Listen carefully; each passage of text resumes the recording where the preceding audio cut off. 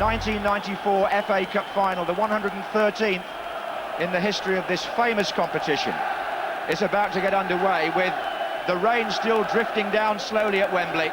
Weather's really changed since this morning.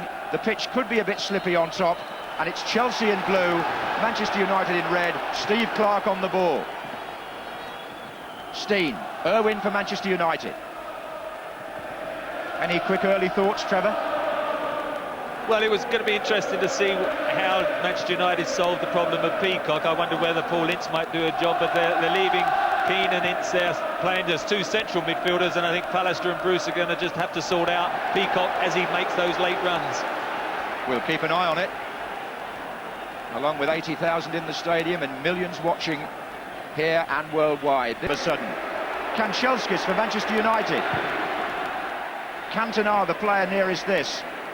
Burley was with him. KEANE drives it.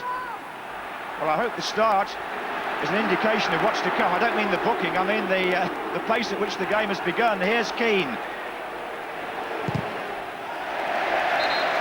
It's a throw-in to Manchester United, this side of the flag.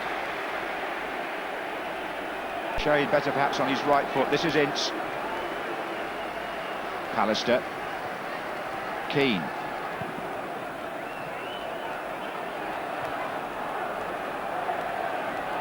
Now then, it was KEANE who missed out to Wise. This is Steen. Spencer's in the middle, further over. They're both quick. Steen takes on Ince. It's away by Wise, only to Bruce. This is KEANE. Wants Kanchelskis to make a run, but Sinclair has blocked that route. Here comes Paul Parker joining the attack. Still KEANE. Hughes. Burley. Craig Burley, 24 is his number. Still, of course, squad numbers on the players' backs at this stage, although I think by next year we might be back to 1 to 11 from what I've heard.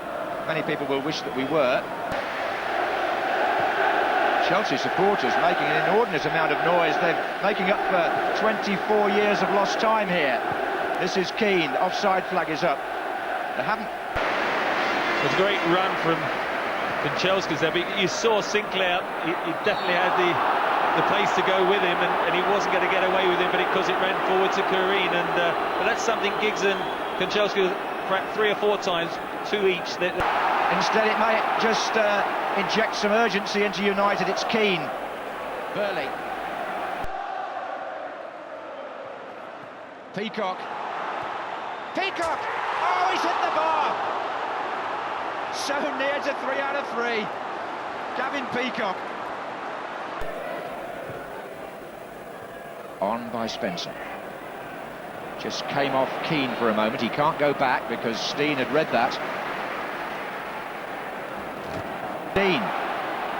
Support arriving from Peacock. Oh, and the little back flick by Spencer only went to KEANE. Midfield at the moment, they're knocking in quite a few hopeful balls and giving it away. Peacock to Spencer. Across goes KEANE. In fact, KEANE and Ince being occupied more defensively just at present, which says something about the way the first half has gone. Hughes. Really opening out the play there. And more often than not, Paul Parker is their man who can build up from there, because Dennis Wise is tucking in. Kanchelskis, man over in the middle. Oh. They're not actually being able to get the support from midfield that KEANE and Ince usually give them either. I mean, on most occasions there's only 2 or 3 men going forward, because Ince and KEANE are so involved with the diamond quartet of Chelsea that keep tucking in, hustling Cantona as we saw just now, that they're having then to get back defensively, and they can't get forward into the penalty area as often as we've seen them throughout the season. This is Ince. Giggs. Newton.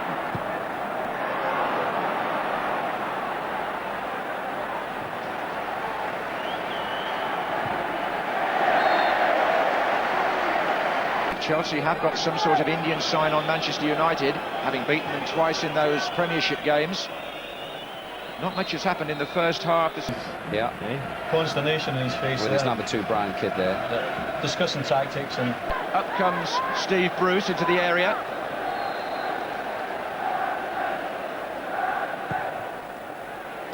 KEANE punching. Came off the head of Peacock, in fact, in the end. This is KEANE. Now it's Parker. Crucial moment, but here's Irwin. KEANE, they're just starting to build something here, United, it would seem. Irwin. Oh! Oh! Eddie Newton on Dennis Irwin. A penalty in the cup final. Dennis Irwin brought down by Eddie Newton on the hour. United have a penalty. Well, all the Chelsea players all put their hands on the head when the tackle went in. Look at that. I mean, he's had such a good game, Eddie Newton, right in front of David Ellery. Cantona made it look like a practice ground penalty. He just stroked it in the corner and sent KEANE the wrong way. And with this goal, the Premiership champions take the lead in the FA Cup final. Poor Eddie Newton. Manchester United hold firm, but here's Eddie Newton, how he'd dearly love to put that right. Oh, look at this. It's 4 against 1. It's Kanchelskis. They've got Hughes in the middle. And how did he do that? It's Giggs now. Well, what a waste. What a terrible, terrible waste. Dear, oh dear. I mean, Kanchelskis was only a couple of yards away from being a great ball because it was on to knock it across early. It was just the rain and the wet top that carried it beyond everyone, and then Giggs, with a second opportunity, again wasted it. An example to all referees as to where they should be when the play's in that area of the pitch. But it just only highlights at the moment what an outstanding match he's had. He's kept control superbly and let the game flow when it's needed it. Oh, they're struggling here. It's Kanchelskis in. Oh, he's given another one. Sinclair on Kanchelskis, a second penalty to Manchester United. Well, I can't recall this happening in a cup final before. Sinclair charges Kanchelskis down, and within a matter of minutes, 2 penalty kicks to the same side. David Ellery wasn't as close this time, but he had no doubts. Chelsea are protesting. Well, I shouldn't have said anything, should I? Because I can't agree with that decision. The linesman, who was in a much better position. And again, it's Eric Cantona creates some sort of cup final record.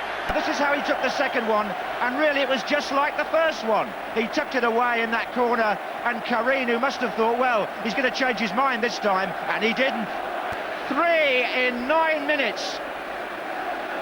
And this time, oh dear me, you've got to feel sorry there for Sinclair. But Hughes now, what a record he's created. 4 big Wembley occasions in one season. He's scored in all of them. And Chelsea, well, forward by Hoddle, but surely he's come. Oh, look at this now, he's onside, Cantona. He was in his own half. And can he complete the hat-trick here against KEANE? And he rolls it the wrong side of the post. And you start to wonder how many Manchester United might score. And now it's Peacock.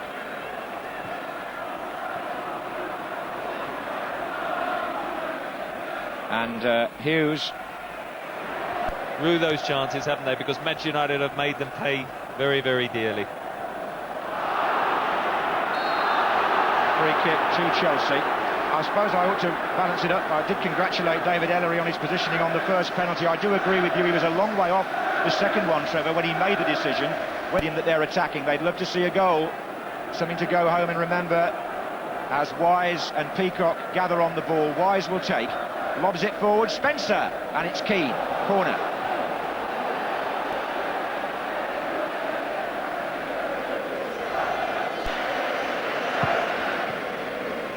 Jonsson. I suppose having Cascarino on is quite handy for corners now, but they won't get another one there. Well, he caused Luton problems, didn't he, in the semi-final, winning a lot of the possession there. But Roy Keane getting a knock there, getting a bit of treatment. But I think Cascarino was on the bench today because of Costin and Spencer's pace. This is KEANE. Giggs has gone to the left. McClare is now trotting down the centre, the substitute wearing number 9. Here he is.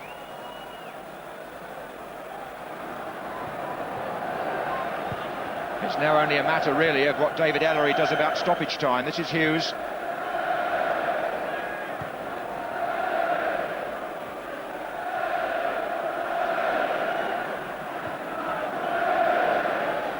I think think I'm right in saying this will be the most convincing cup final win since Manchester United beat Brighton in that replay, 4-0. He's got players joining him. One of them is Mark Hughes. Now two to the left. Oh, and onside! And to confirm that Manchester United have won the double.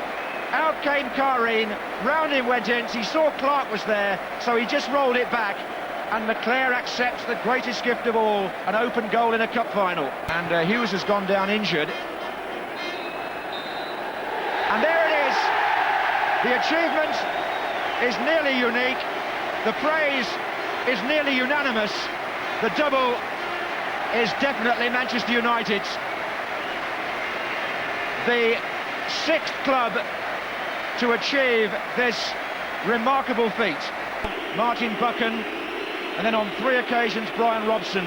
We often use, but I can assure you it couldn't happen to a nicer fella and a better professional. Brian Robson has handed the job on to somebody worthy of it.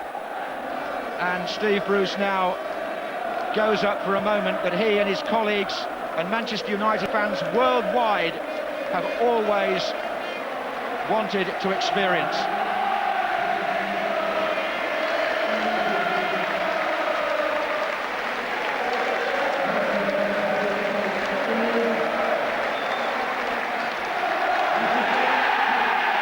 One of the most famous football clubs in the world achieves one of the most precious feats in the world of football. Manchester United have won the double, and they've equalled Tottenham Hotspur's record of 8 FA Cup wins. Broken new ground in the long and illustrious history of a club that has supporters associations on every continent. Ferguson, a tribute to him. Well, what can you say about the gaffer? He's been fantastic. I mean, he's won everything, and he's immortal now, they say. Well done. It's made it 4, and that's the emphatic way in which this huge organisation called Manchester United put their name on the FA Cup and completed the League and Cup double. But it is a team full of stars, you're so right. And it's a team, really, of which we've yet to see the best. That is the exciting thing about Manchester United. A dynasty has now truly been launched. There we go. 6 double winners here. Dennis Irwin, congratulations. What does it feel like to be a double winner? Absolutely brilliant. Gonna have a great night tonight. I don't know if we played that well, but never mind. Never mind. We'll move along the line. Gary Pallister, if ever there was a game with 2 halves, it was that one. Yeah, definitely it's the old cliche, innit? We never got started in the first half. We had to put things right in the dressing room, but I think we did that. So, Roy Keane, what was said at half-time? Just pass the ball a bit quicker, really, and just Gaffer to go pal in that, because he's taking a bit long on the ball, but we knew we didn't play well in the first half. I don't think we played that well in the second half, but lucky enough we managed to score 4 goals. It's not bad. Were you nervous about the penalties? Were you nervous? Were you nervous before you took the penalties? No. No? Cool. Yeah, it's cool. If I'm nervous, I leave the ball for another one. When the team coach did finally leave for the journey to a city centre hotel and banquet, the players were amused to hear about a bet which Dennis Wise had struck with Eric Cantona. What did Dennis Wise say to you when you were taking the penalty?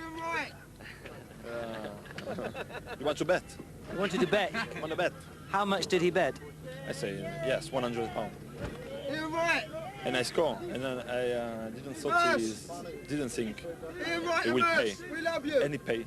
So Dennis Wise bet you £100 you would miss the penalty? Yeah. He's a good lad, great man.